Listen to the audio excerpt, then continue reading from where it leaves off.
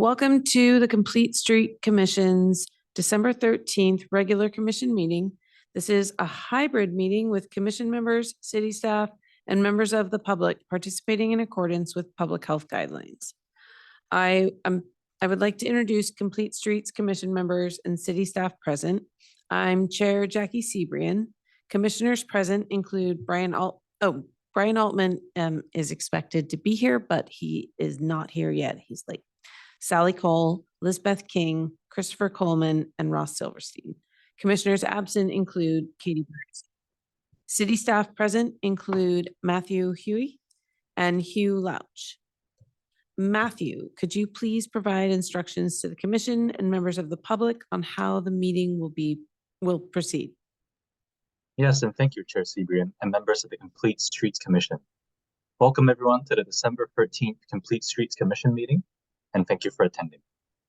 For members of the public who wish to provide public comment for any item on tonight's agenda, after the chair calls for public comment on that item, virtual attendees on Zoom may engage the raised hand feature, or if you're calling in from a landline or a cell phone, press *9 to raise your virtual hand.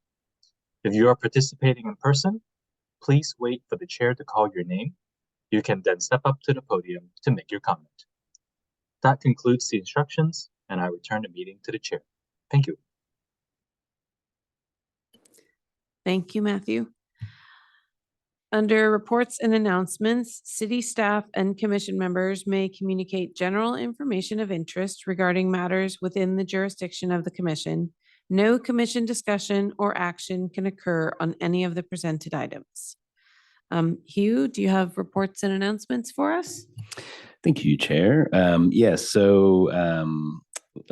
since you all last met, there have been a couple city council meetings and a couple items I think of interest. So on the 5th of December, we had a study session in front of council on level of service and transportation impact analysis guidelines and transportation demand management, and got direction on them on some next steps. There are sort of essentially a bunch of work that had occurred under a variety of guises, and we'll be bringing back those guidelines to the commission next year to make some revisions that include reducing how much we apply level of service to our development projects analysis, which is something that we've been doing. So more on that in the new year for you all.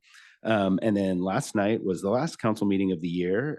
And I think you'll all know that we have new mayor and vice mayor now in the for the city council. So Cecilia Taylor is the new mayor for next year, and Drew Combs will be the new vice mayor. And then there were lots of other things that happened.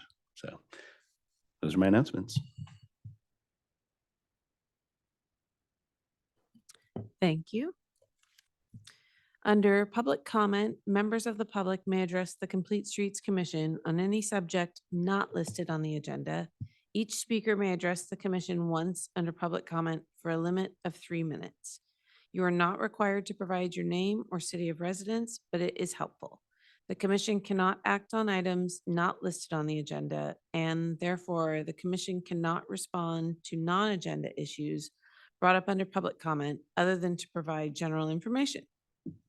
Matthew, can you please call for general public comment? Yes, thank you, Chair.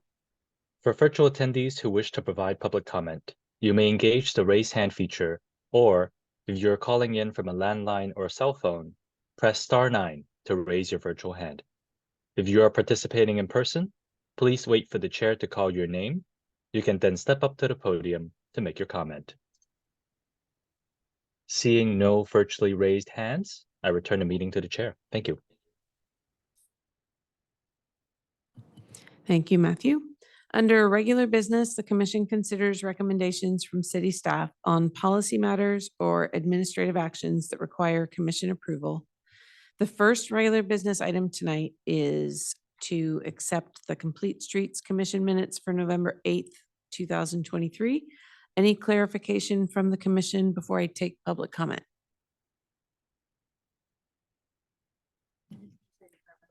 Yes. Excuse me. On the second page of the minutes where it describes a discussion around the Complete Streets discussion, excuse me, around the Middle Avenue pilot evaluation methodology. I wondered in the paragraph after the first set of bullet points on the second page where it says the commission discussed the pilot timeline, possible extension, parking design standards and circulation safety, pilot data collection and seasonal fluctuation, stakeholders and outreach efforts, and feedback survey questions. I just wondered if we could say the timing and scope of feedback collection. Because I think that was discussed at length and it just struck me that. That makes sense. Okay, Yeah. thank you. That's all. I had one other comment. In the section where it says commission provided the following feedback, I was wondering if it would make sense to include feedback around how the data collection might be used even before we collect the data itself, so that city council can potentially use it to figure out whether or not the pilot was a success. So I mean, for example, if the speeds are faster or slower, we're going to measure that. Does that indicate the pilot is useful, or the pilot is good or bad? Or if collisions are up or down, what does that mean? If parking occupancy is at a certain level, what does that mean? And before we actually collect the data, it'd be useful to think about those things to figure out what data we're actually looking for and make sure that we're actually getting the right data to make an actual decision and not just data for data's sake. So I think, thank you, Commissioner Silverstein. I think that's good feedback for us, but maybe not for the minutes specifically. Well, so that was one of the That's comments that I something made in the previous meeting, and so as part of as part of the minutes, I would include language around to have staff think about the impact of the data before data collection takes place, or potential impact. Okay, thanks.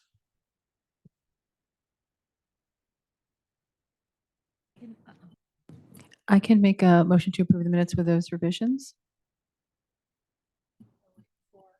We need to take public comment first. and Oh. then- My apologies. That's right. I only have a script. That's the only reason I know. All right, any more clarification before I take public comments? All right, Matthew, can you please call for public comments on this item? Yes, thank you, Chair. For virtual attendees who wish to provide public comment, you may engage the raised hand feature, or if you're calling in from a landline or a cell phone, press *9 to raise your virtual hand. If you are participating in person, please wait for the chair to call your name.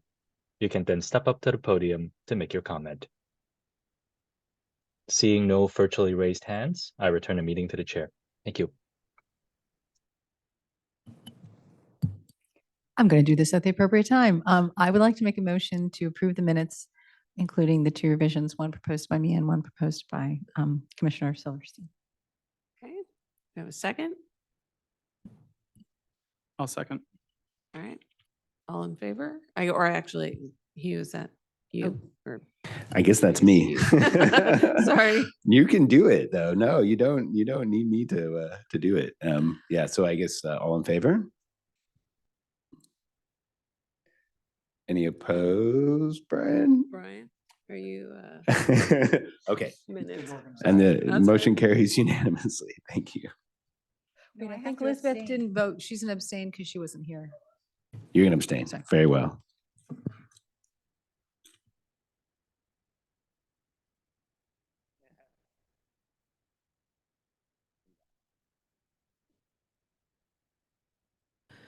All right, Hugh Louch, Assistant Public Works Director of Transportation, can you present the next item to recommend to the City Council to adopt the Vision Zero Action Plan?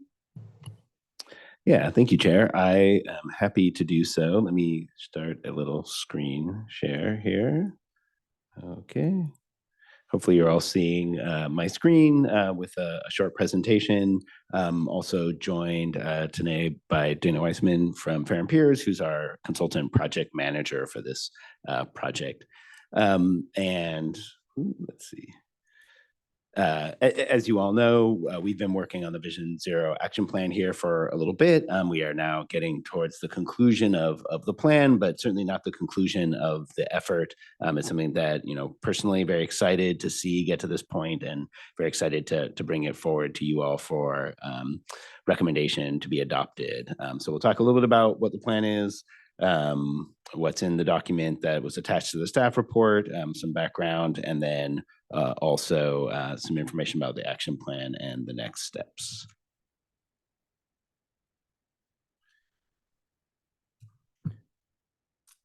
So background on the plan itself. We started this essentially in late 2022 when we approved a contract with Farron Peers to do this work. We had a complete streets study session to talk about the collision trends and some related information back in August. And then in November, we did go to City Council to get direction from them on the project priority part of the plan and the actions that were developed. And that was really productive and useful. And throughout that kind of process, really from March to November, we held stakeholder working groups and quite a bit of public engagement, including multiple events held at the Belhaven Public Library, as well as pop-up event at the Farmers Market downtown, and a number of sort of focused engagement efforts with various sort of kind of major groups as well. So a lot of different work has gone into getting us to this point.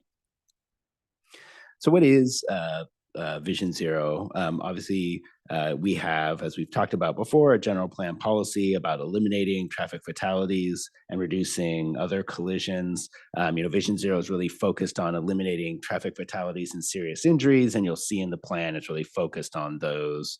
On that as the goal kind of moving forward.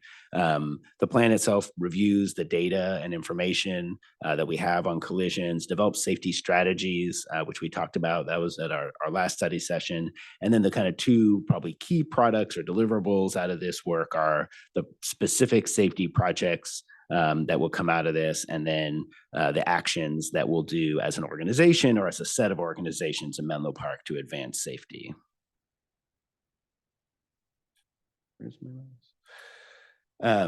Just as a note, this is all sort of framed within this safe systems approach. This is, one graphic that kind of captures that, the idea being that getting to a safe system where there aren't fatalities and serious injuries really requires a lot of different work. It's not just, it's critically is how we design our roads, but it also requires us to think about how we do enforcement, how we manage speeds using a variety of strategies, how we respond to crashes and get them addressed, how we build the vehicles. And obviously the city has a smaller role in some of these than others, but it gives you kind of a sense of all the different types of things that have to go into this effort. And something that we say a lot in the outreach, and I think is really critical, is that we have to understand that people are going to make mistakes, and we need to do the best we can in terms of road design and all the other things we bring to it to mean that those mistakes don't lead to the loss of life. So just to kind of review for folks a little bit of where we've been, one of the critical things that came out of the data analysis that sort of informs a lot of the plan is where our high collision corridors are. So this is 20% of the roads in Menlo Park, including state roads, but not freeways.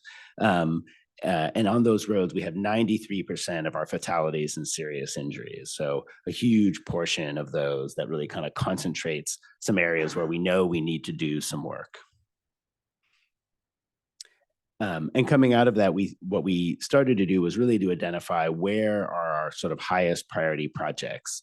And this process kind of took, and you'll see this in the plan. And what I would say is this is the part, this is sort of the last part of the plan. It's the part we've been working on most closely over the last couple of months, and is one that as we wrap up the plan, there might be some wording tweaks and some just to make sure it's clear what it is that we're doing.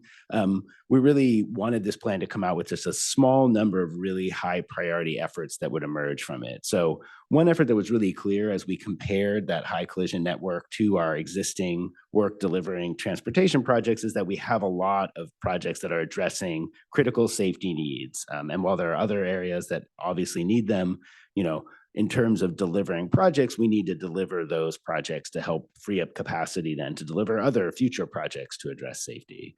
So we feel really good about that. And you can see this map, which sort of highlights that high collision corridors that we have in the city, and then where we have kind of major projects going on right now.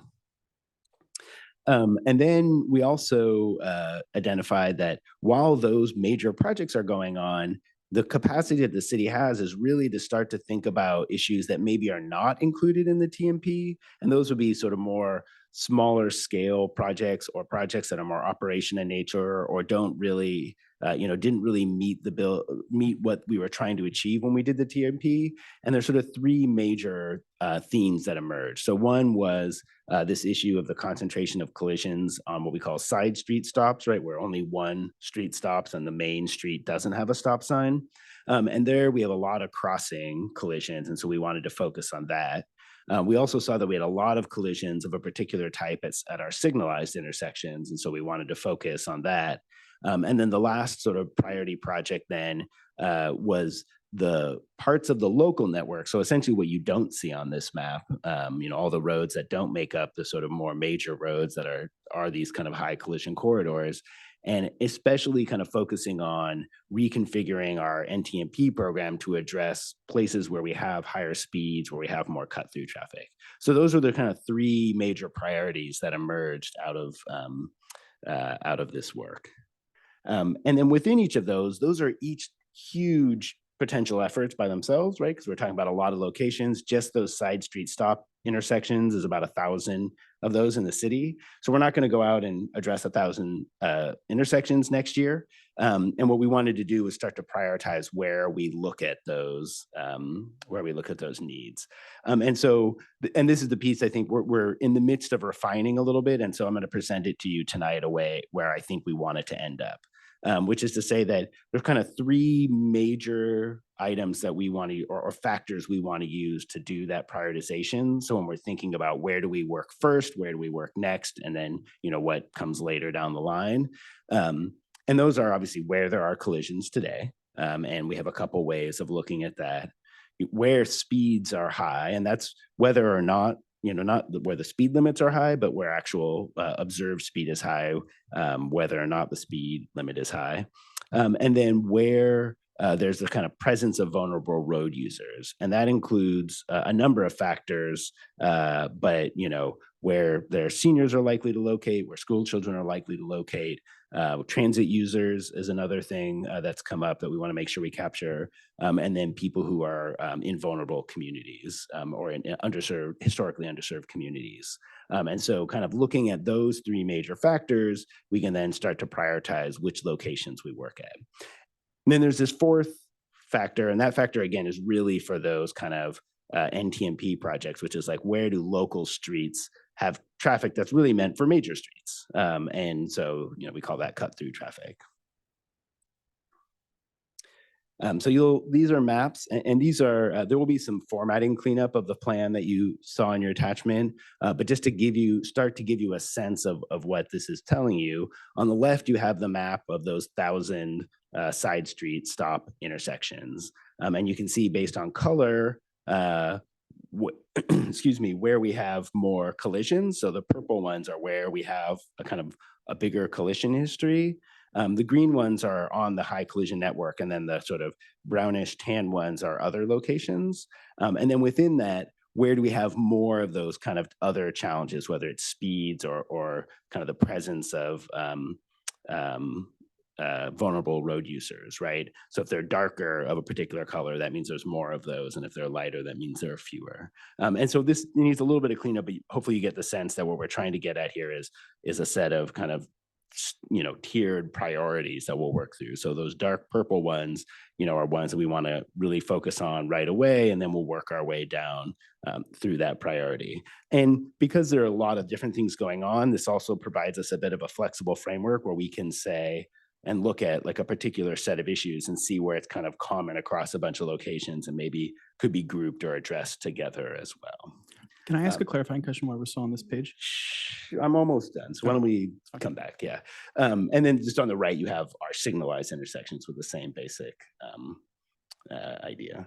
And then just quickly, the other part of the plan are the actions. And these I think we had shared previously, but these are kind of the high priority actions. We did hear from council pretty clearly that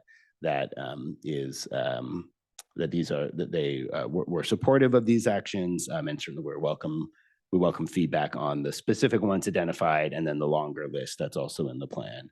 And that's really it. And just to let you know that we will be submitting this plan. We need to submit it before the end of the year because grant funding for the middle undercrossing is contingent on having a plan effectively done. And then we need to have it adopted in early January. And that's kind of the current plan. So with that, I'll pause and take questions. Yeah, I have a couple clarifying questions. One, on this slide, could you just remind me, under what circumstances would something with one risk factor be tier 1, like the light purples, and then something with 4 risk factors be tier 3? And why wouldn't the elements with more risk factors kind of tend to outweigh and bring those up into tiers 2 or 1, et cetera? So why say that again? So there are a number of Actually, if you hold on 1 second, I've got to deal with a little bit of a minor technical issue. Sure.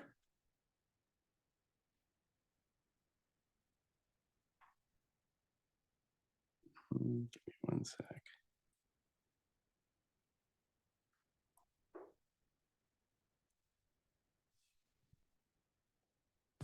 So on the screen, there are some dots that are dark green or dark brown. Those have multiple risk factors, but are tiers 2 and 3. And there's some that are light purple. That indicates there's only one risk factor, but it should be prioritized over. So does that mean that that single risk factor is really important, or? No, and it doesn't really mean that. The tiering is really just like, do they have collisions or not? And right, so it isn't necessarily you're going to go from the top of this down to the bottom, right? As you start to think about balancing out the different concerns and considerations we have, and at any one of these locations, right? Like the context, the actual situation, like some of these. This is data across a period of 5 years. And so some of these we will actually have done some work already. So like whether or not that data, and so we'll kind of keep track of that and make note of that. But this one of the things we wanted to achieve, and this will be clearer, I think, when the formatting kind of comes up, is that like either way you could get to a priority, right? So like if you have a lot of risk factors, a lot of, so if there's a lot of vulnerable road user use, if there's a lot of speed, that might rise it anyway. And that's the kind of, flexibility I think we have as we work to address these. We certainly know we want to look at the ones with collisions. That's, and these aren't just all intersections with collisions. They all have like a history of collisions, right? And what that means in this case, we've defined that so far as either 3 or more collisions, or at least 1 bicycle pedestrian fatality or serious injury, right? And so it's not every place there's collisions, because there are collisions all over the place. But it does sort of focus on ones we know we are definitely going to want to look at. So all the purple ones, I'm going to tell you, we think are really important. But that doesn't mean that like we won't get to some of the other ones that have a higher kind of risk profile first, before some of the lower, collision factor purple ones. I have a couple more clarifying questions. Part of the recommendations is potentially change some street classifications. Can you remind us what the effect of that is? Are there certain things we are or are not allowed to do based on a certain street's classification? Yeah, I think one of the actions is about potentially revisiting some street classifications, and that's something that is a little bit longer term. And I think really it's about, as we take this sort of new look at our network, that's a little different than it was before. We want to be able to go back eventually into our circulation element and say, do some of these, do the expected use of these not match, right, what it is we're trying to achieve, and to revisit that. The circulation element provides kind of a framework for thinking about what's expected on a street, but it's not a hard and fast, like you can or can't do anything. It's more a sort of framework for like, what is the priority? What are you trying to achieve? And that certainly guides then recommendations that we might make to adjust, the design or install new kind of safety features. But I think what we wanted that action in there because where there could be a mismatch, and I think there may be one or two places in the city, but not many, it'd be good to be able to then revisit and say, well, let's adjust how this street is classified so that we can, apply the right kind of strategies that make sense. Let's just make it all make sense, kind of. Okay, I have one more clarifying question, and it really would probably help if you could pull up the actual Vision Zero action plan, if that's possible. Give me 1 minute.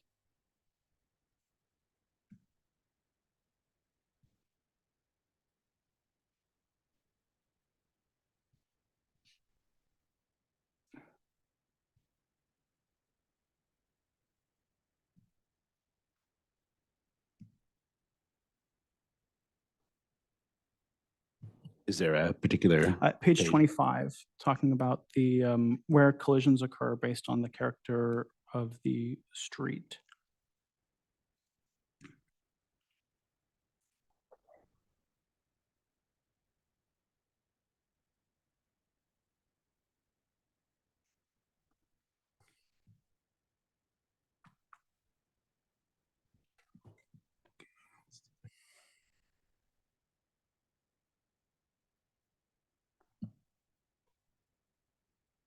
So on this, when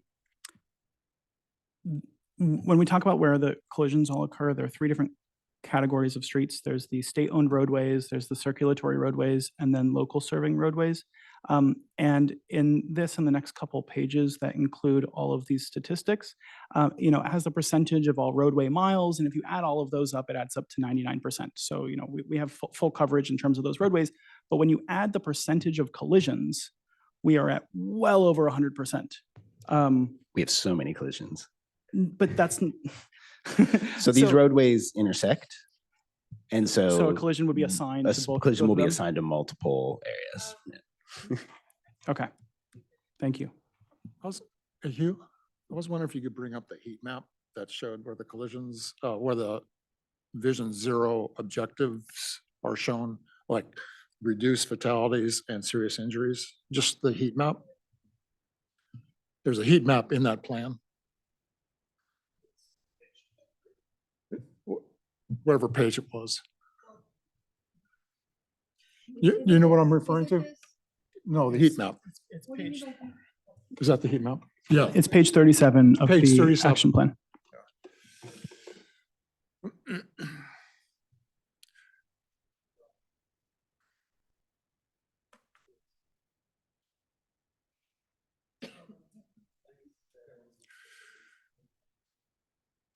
Yeah, 37. I think that's- He means the page of the staff report is 37.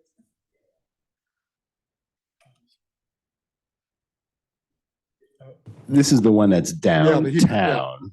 Mhm. Yeah, so my understanding of Vision Zero is trying to do kind of two things. One, reduce the fatalities, and two, serious injuries, right?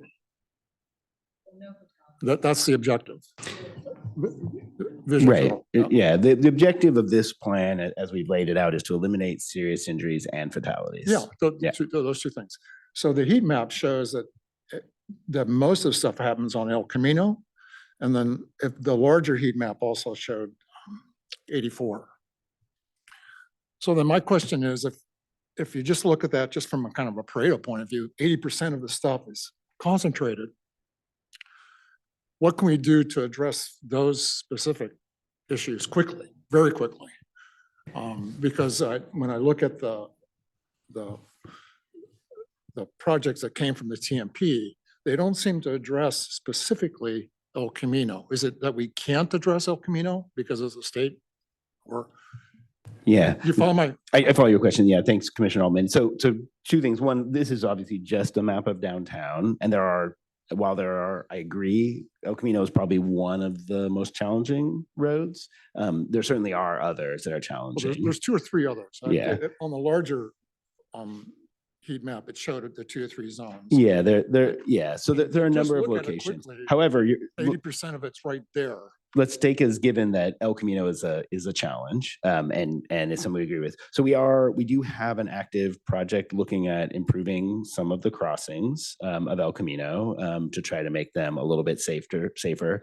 And we definitely, when we think about the kind of signalized intersection priority, both El Camino, Willow, which also has a high number of collisions, and Bayfront, and then Marsh, all have signals that are going to be among the top locations that we're going to want to be investigating further.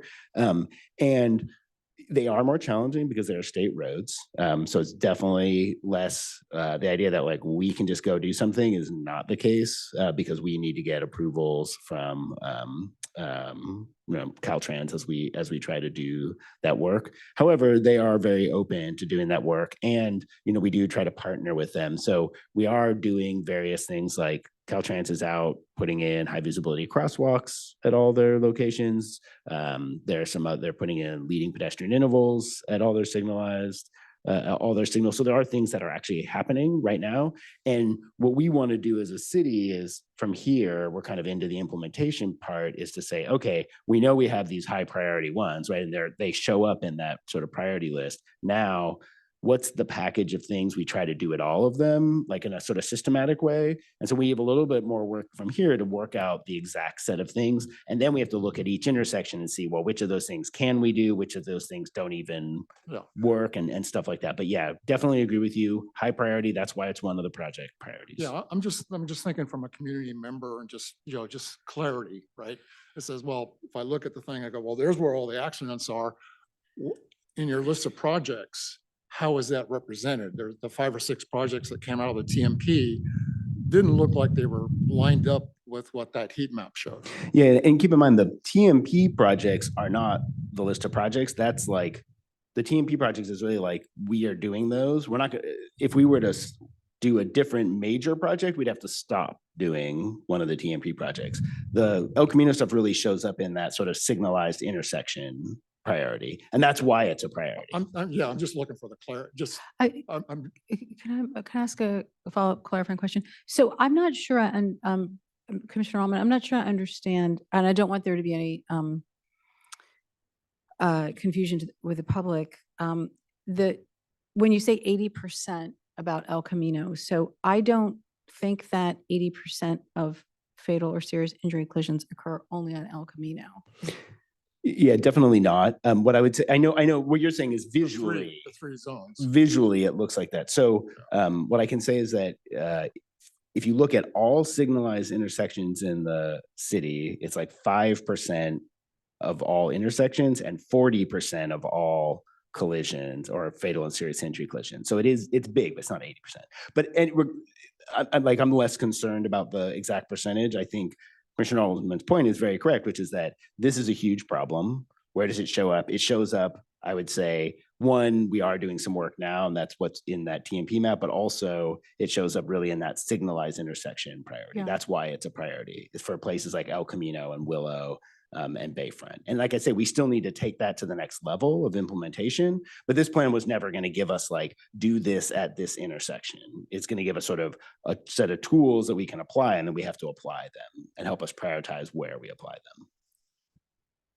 I kind of had a follow-up on that, which is how can you influence projects that are out of your scope? I'm specifically thinking of the county project on Santa Cruz that goes down towards the Dutch Goose, and those side streets in which there are the stop sign but no crosswalk. Is there still time to do that, given that that's slated for next year? In other words, is there still time for you to influence if this passes that project? Yeah, that's a great question. So that project, as you say, it's almost exclusively in county right of way with a little bit in Menlo Park right of way, but very, very little. We have been coordinating with them, and they do have quite a lot of safety improvements within that project. So at this stage, they're pretty far along on design. So what I don't think that we can do necessarily is change projects that are really far along, because it gets really complicated. And like our authority over that is zero, right? It's all influence that we'd have. So we do coordinate with them, with all of our partners, whether it's the county or neighboring jurisdictions or Caltrans or whoever, right? There's a lot of coordination that happens, but there's not necessarily I don't know that there's a specific problem with their design that like we wouldn't want to intercede based on this plan. Hugh, I'm just going to tag on for a sec because I don't want to walk away from the El Camino discussion without just saying two things. On the second page of the staff report under priority projects, I just want to emphasize a point because I was on this stakeholder committee for this plan that Hugh made, which is that there's 3 priorities, right? Complete ongoing TMP safety projects, side street, stop controlled intersections, and signalized intersections. So Commissioner Altman, I just want to make sure that you're left with this information that of those 3 priorities are driven by data. And I think that's something that you in particular have really wanted since I've been on the commission with you, is using data to inform the priorities of the city's work on safe streets and our work as well. And that's one of the best things I think is coming out of the Vision Zero. It really is going to help us prioritize, and it has helped us prioritize and also be more disciplined about where we put our time and our resources.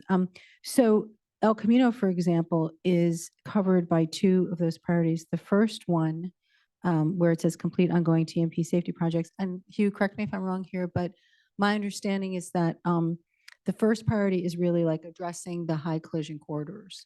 And as it stands, the TMP safety projects that are ongoing are focused on those corridors, I mean, including El Camino.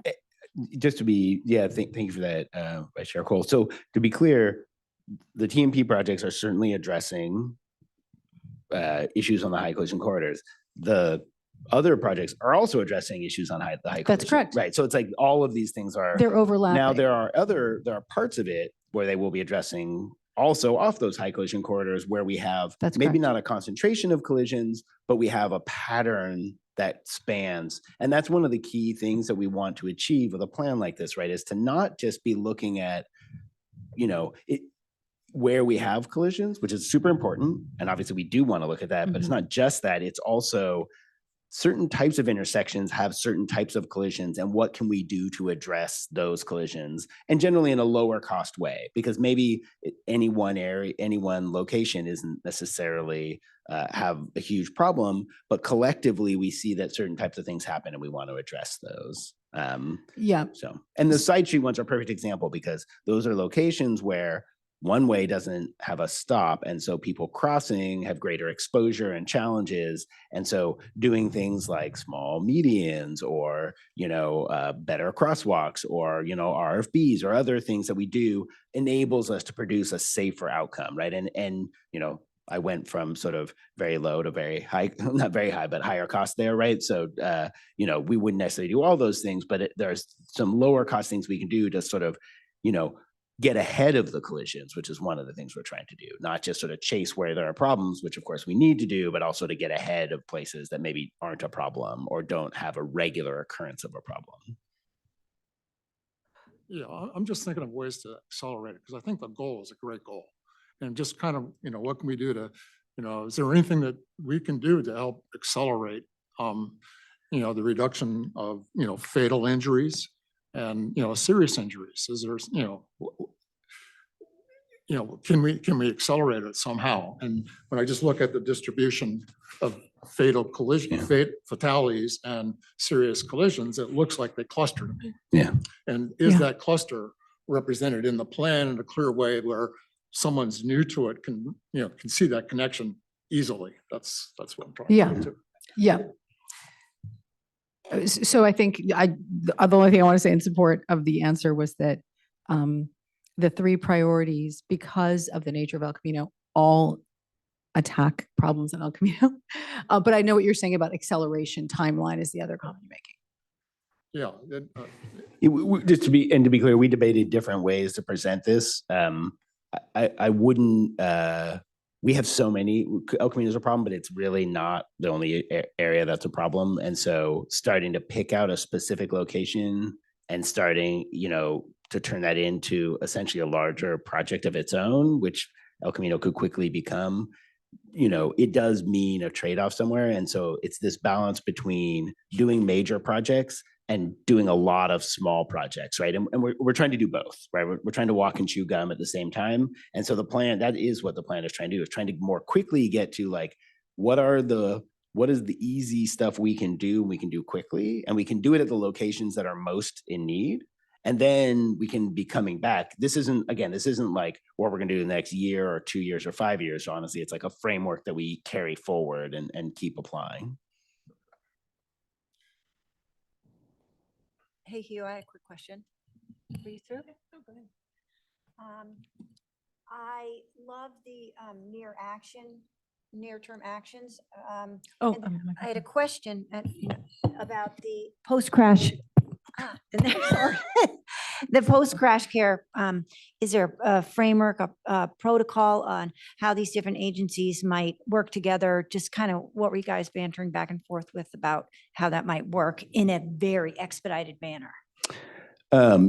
So yeah, and this is an area I might ask Dana to step in on a little bit, thinking more about what agencies do now.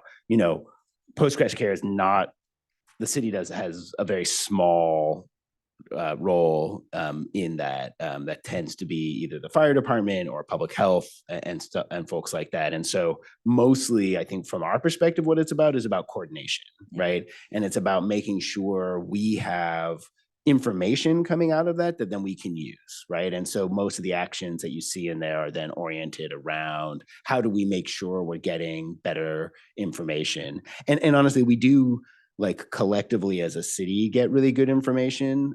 It's just that information probably tends to come in through the police department, right? And then so it's like us in the transportation part of Public Works, and others sort of making sure that we're making sure that flow of information goes. So it's about building that kind of understanding and and working together. And we do already work together a ton, but like what's nice about something like this is that we're going to use these actions. We're going to sit down on the ones with PD, on the ones that say that are transportation and public and police, and we're going to then, kind of go through them and be like, all right, well, what are we doing on this, right? And it's just kind of getting people together with a framework again of a set of things that we do on a regular basis to make sure we're doing the best we can when it comes to that. Does that make sense?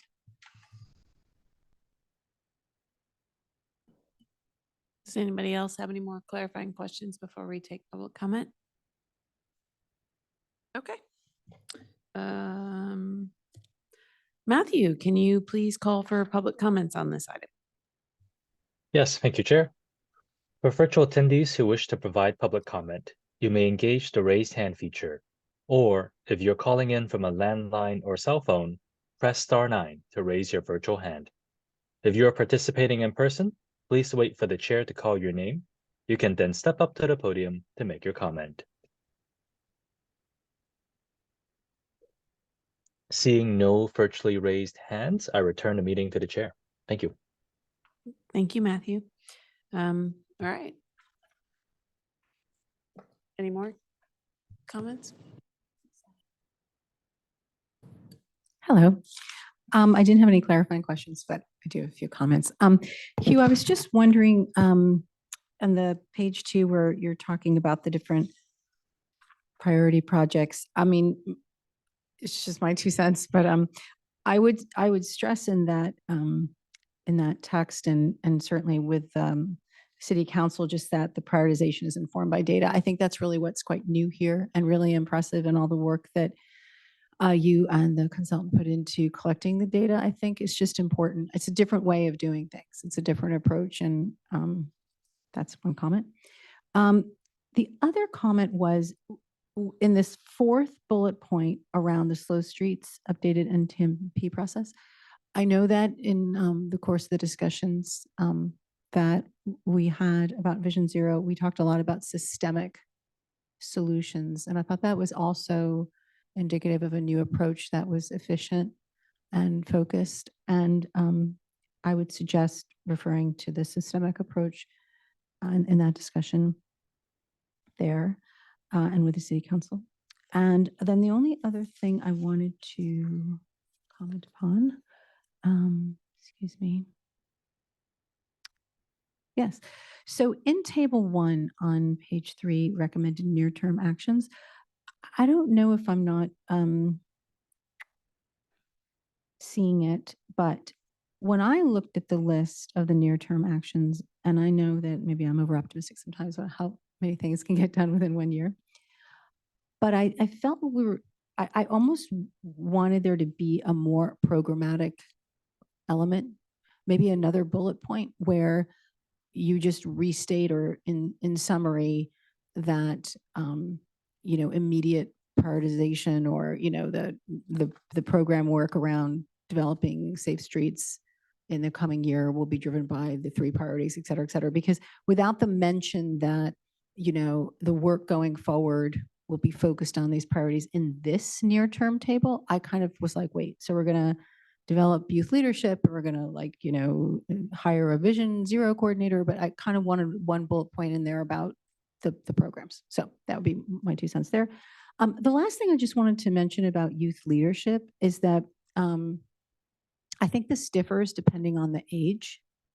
And I think it seems just from sitting in on some of the Safe Street stuff that when it comes to elementary schools, it's really about the parent involvement. When it comes to sort of middle school and up, the youth leadership piece kind of kicks in.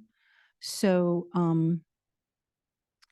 I don't know if this is all within the first year, but I think there's maybe youth leadership and a parent leadership, 2 different components within the Safe Streets, and getting help within the community to enforce some of those behaviors. Thank you.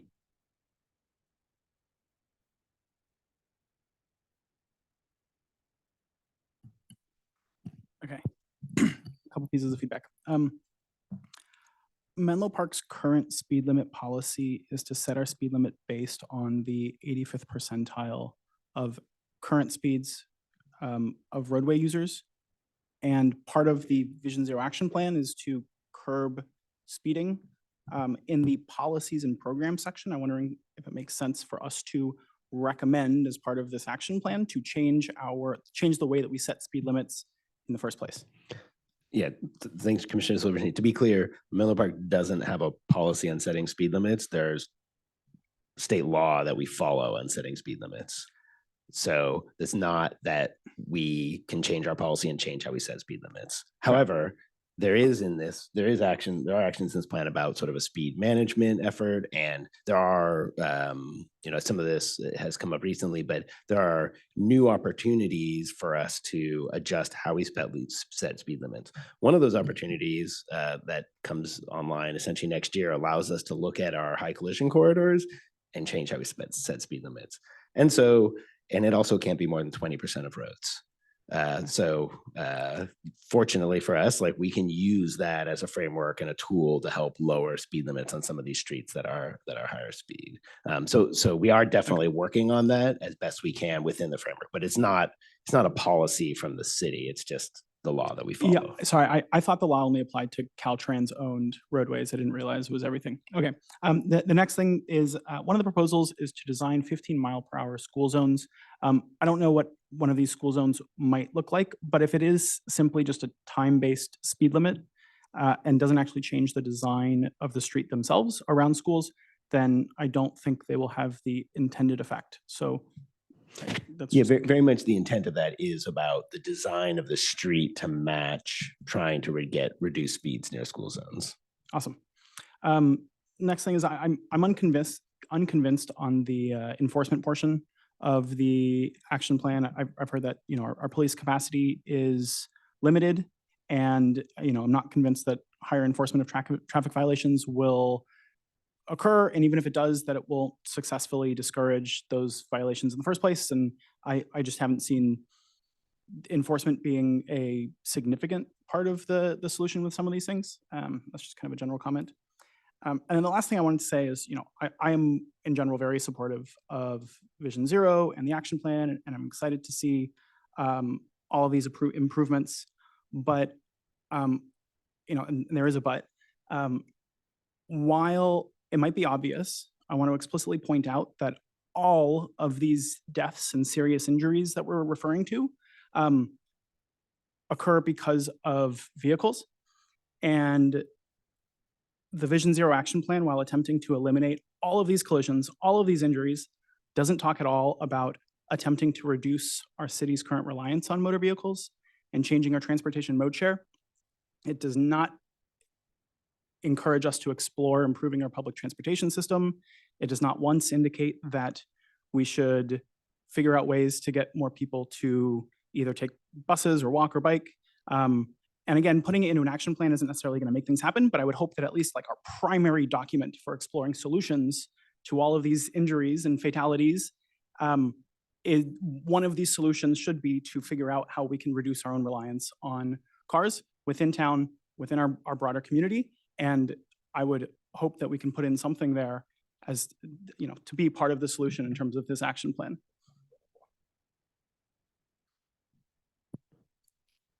I have a quick follow-up on that, which is, and I will talk, Commissioner Silverstein, I'll talk to you offline, but I think there is an opportunity to have someone from our commission work with EQC. I think they're looking for someone to work on climate action plan and the transportation element of that.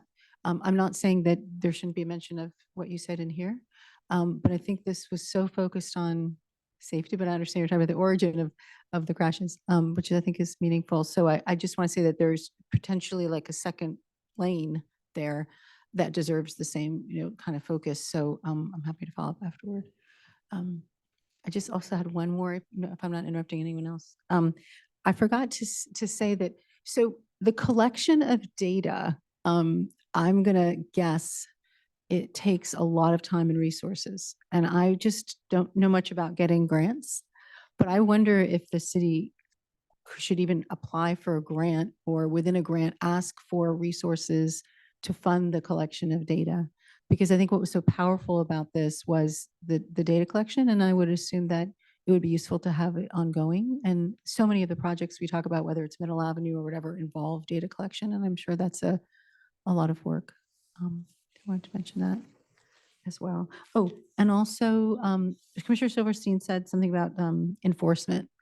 And I would raise a hand that if at some point, there's work with the police department that intersects with Complete Streets and talks about enforcement or works on that, I'd be happy to volunteer my time to work on some sort of task force in that way, because I do think we often hear, especially around Middle, I know we often hear the public commenting about enforcement. And I think that we could look into that, or at least we could partner and be a little bit informed on the commission around that. Thank you.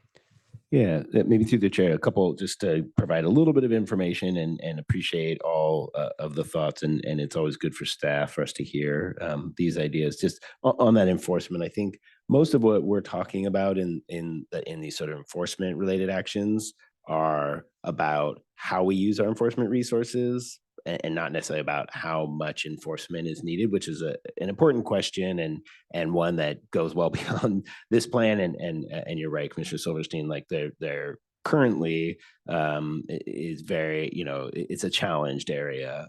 And that has honestly mostly still to do with the pandemic, and not just our police department, but many police departments being still rebuilding their police forces after substantial folks were let go during the pandemic. So there's still issues there. And enforcement also, thinking about things like safety isn't just, the sort of pulling over people who are speeding or anything another, which can be valuable, but also things like parking and other stuff like that can have a big impact on how different types of users use the road. And so those are issues that I think, what's important to us in this is that we are coordinating around those issues and trying to address them as best we can, recognizing that there are bigger issues to resolve. And then absolutely, this plan is not like our transit or active transportation plan, and it's not meant to be that, kind of to your other point about like, what's the like, should we say that there are very clearly actions in here about sort of supporting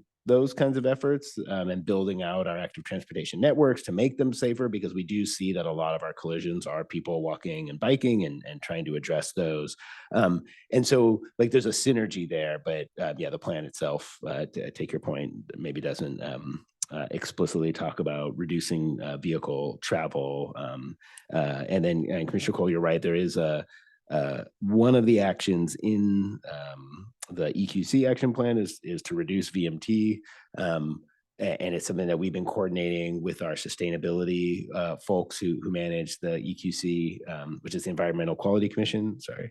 And they, you know, to have maybe either a joint session or talk a little bit about that.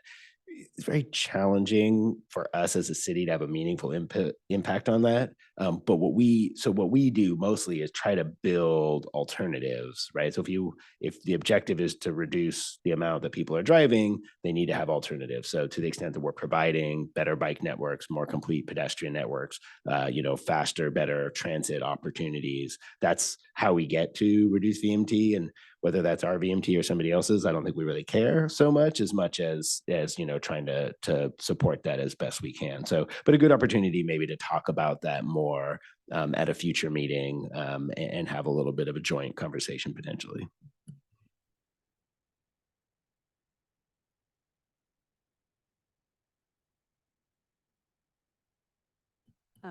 I will say, like, I thank you for the work. I really think the Vision Zero action plan is a great direction for the city to go in.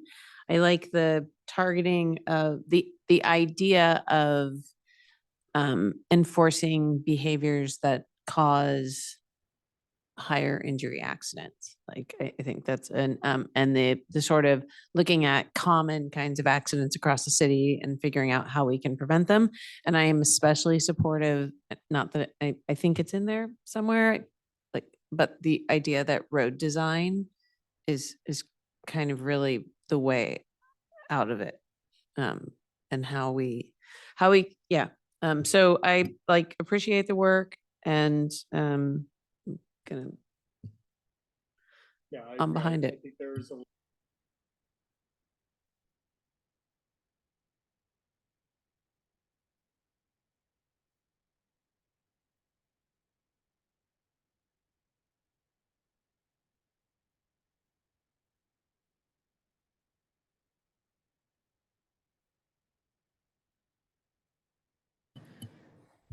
Do I have a motion and a second to adopt the resolution?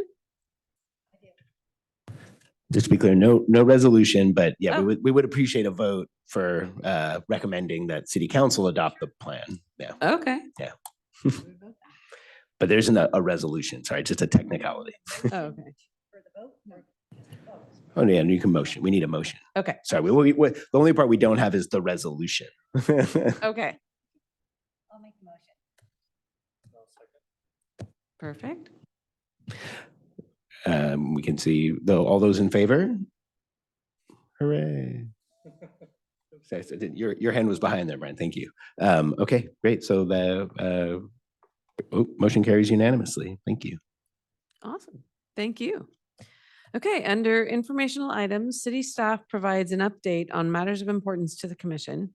Informational items are not action items. However, a commissioner, city staff member, or a member of the public may request to make a comment or ask a question on any of the informational items. The one informational item tonight is update on major project status. Hugh, can you update us on major project status? Happy to do so. Thank you, Chair. So a lot is going on right now. And I know a lot of you are probably aware of some of these things, but just for your sake and the public. So I think you all know the Coleman Ringwood study is active right now. We just had a webinar where we walked through some alternatives, additional alternatives for Coleman. And there's a survey that's out right now that's hosted by the county, which is the lead on that study, and definitely appreciate all you all can do to get that survey spread around to folks, because obviously we're looking for as much input both from people who live on Coleman and who use Coleman for a variety of purposes. So appreciate your help there. That'll be open through December 22nd, end of next week. So we're trying to Sorry, get that Caleb, wrapped up. One Go ahead. thing, are we providing outreach programs to continue to announce these programs to the individuals on Coleman Avenue? Yeah, we've been reaching out to them and more broadly using a Is variety it of usually means. by flyers in the mail or?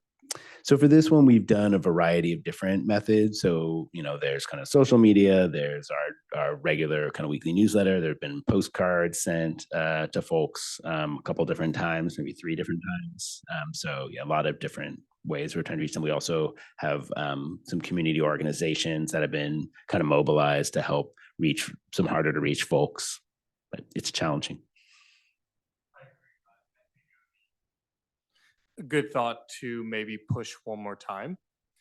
If we can afford to send out a couple more flyers or postcards, I can definitely help subsidize that as a free cost to just kind of putting them in the mailbox where I live. Yeah, thanks for that. So then other kind of ongoing things, we talked a lot about middle last meeting, so not much new there, but we are now at fully complete on the pilot, and we'll be starting some outreach next year. We have an ongoing shuttle evaluation study, which you all have probably heard about and you will be hearing about in the not too distant future. And they are about to ramp up early next year as well, a new round of outreach. And that round of outreach will be looking at sort of what does the future of our shuttle system look like? So we operate it one way now, and kind of not like we're going to have these exact specific routes with these exact specific stops, but more like the model and the concept for how it can work and it can better serve the needs that we were hearing from that. So there'll be surveys, there'll be outreach at various locations and one thing or another, and we'll certainly keep you up to date on that. I think I mentioned last time or the time before, but it was confirmed earlier this week. So we got a grant from the Transportation Authority that will allow us to install pedestrian and bicycle safety projects. It was one of the projects on that slide of ongoing projects on Willow Road between 101 and Bayfront. So we're super excited about that. We actually kicked off our part of that project today with our consultant. So they're starting to do concept design and mostly what's called the project approval and environmental documentation process, which means getting Caltrans to say, yes, you can do this, which is going to be a lot of fun. And we're super excited to have that moving along and to get that grant. And I will say, especially excited, we were the top ranked project in that grant program this year. So yay. And then a couple projects that are under active construction to know about. So the Bellhaven traffic calming plan has been under construction, which I think we've mentioned. That's actually a project Kevin is managing and is making good progress with bulb outs on Terminal and on Ivy now. So it's a little bit to go by nearing completion. There's still some work on New Bridge, and there's work at the New Bridge and Willow Signal that'll be taking place either later this year or early next year. So that's all happening. And then we have a bunch of grants funding some work on Haven, just off of Marsh and around the bend a little bit. That includes extending the Bay Trail and some other kind of safety related projects. And those actually just kicked off pretty recently. And most of the construction for that's going to happen probably next year after the rainy season. But that is an ongoing project. So those are my updates. Quick question. On the Middle Ave Caltrain undercrossing, I was trying to find it in the documentation somewhere. Is the Alma side of that entrance going to include better sidewalks and kind of ingress egress to the rest of the community on this side of the train tracks? Yes. Is that work that can start before the undercrossing does? Because I know that is on hold for Caltrain electrification, but I don't know if all of the ancillary things are planning on starting sooner. Probably not. There's a lot that has to happen. And we'd be getting a little bit, yeah, might be tough to accelerate stuff. One of the things that's challenging is is trying to break projects into smaller projects, and then we actually have multiple projects, and when they have to be managed, and you have construction people, they have to deal with one thing or another. And with that project, it's like we have a lot of work to do with trying to get to the point of delivery. So that's kind of the focus there. But yeah. I have a follow-up question on some of the things you discussed. So with the Coleman Ringwood survey, Commissioner Brucey and I were both on the webinar, and I do agree with you and Commissioner Coleman around spreading the word. So I'm wondering if you wouldn't mind sending the link out to this group. Yeah, That we would can be do that. Very helpful. Thanks. Of course. The second thing is Bellhaven. So I think a lot of us, I'm not sure if, well, Jackie, I think was on the commission, but I think the Bellhaven traffic calming plan predates all of us except for Jackie. And I wondered if, and I don't think this would cause more work for Kevin, but could we just have an agenda item? Maybe we'll talk to Kevin about it on the next agenda setting meeting we have with him. But my proposal would be to maybe just put up a slide to show the plan, and maybe even I happen to go down and take photos, but just take photos of sort of what's happened so far, so we all stay abreast and informed. Yeah, we can definitely look into that. And when I send you the link, I can send you a link to the plan. It's on our Great. website. Thank you. As all things are. Yeah, They're not always so- easy to find. as No, but that Commissioner would be Altman really likes to helpful. tell us, but we will send you a link to that. And we do have a variety of construction photos that we can share. That's very straightforward. Great, Yeah, no, thank we're you. we're That- super that's excited to enough. see that one making Yeah. progress. Perfect, thank you. I do have a couple of questions. I wanted to just kind of clarify my understanding. The Willow Road, the bikeway, is this like a separated from the road bikeway? Separated on from the road Willow? bikeway. Okay, that's really exciting. That will greatly enhance that section of the road. And then when you said extending the Bay Trail, does that have anything to do with the roads being created connected to Bayfront Park? Like there's some grading and road work and No, that project is more the Bedwell Bayfront Park entrance is more like there's a West Bay has a big project happening there with a variety of components that I only vaguely know the details of, so I won't say them okay.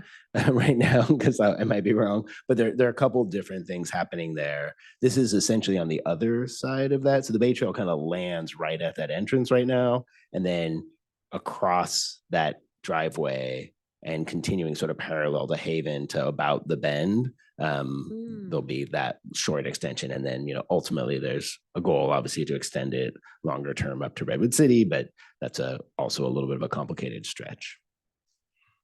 Okay, awesome. Thanks. I think that's all of my questions. Wait, actually, there was one more.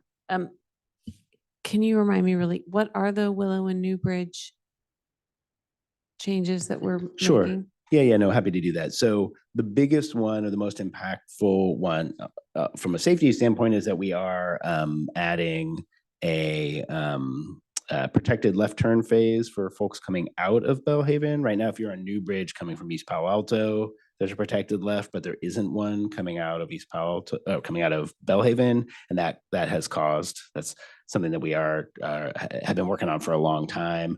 There's also, and I think if folks have traveled through there will know, Old Willow Road, still called Willow Road, which is where Willow Road used to be before they built not this overpass, but the overpass before this one. There's it's basically right next to where the Willow Road is. And so it's kind of complicated. So we've got like some, what's called a blank out sign. So the kinds that turn on and off to restrict turning movements there when there are issues. So that's another kind of little safety improvement that we're making there. That one's super complicated, and I guarantee you, and I know I've said this before, it won't be the last time we look at this and talk to Caltrans about changes, just because of the roadway configuration. All right, thank you so much. Anybody else? Okay, Matthew, can you please call for public comments on this item? Yes, for virtual attendees who wish to provide public comment, you may engage the raised hand feature. Or if you're calling in from a landline or a cell phone, press *9 to raise your virtual hand. If you are participating in person, please wait for the chair to call your name. You can then step up to the podium to make your comment. Seeing no virtually raised hands, I return the meeting to the chair. Thank you. All right, thank you, Matthew. Do we have any subcommittee reports or updates? There's a Safe Routes Task Force meeting tomorrow at 9 a.m.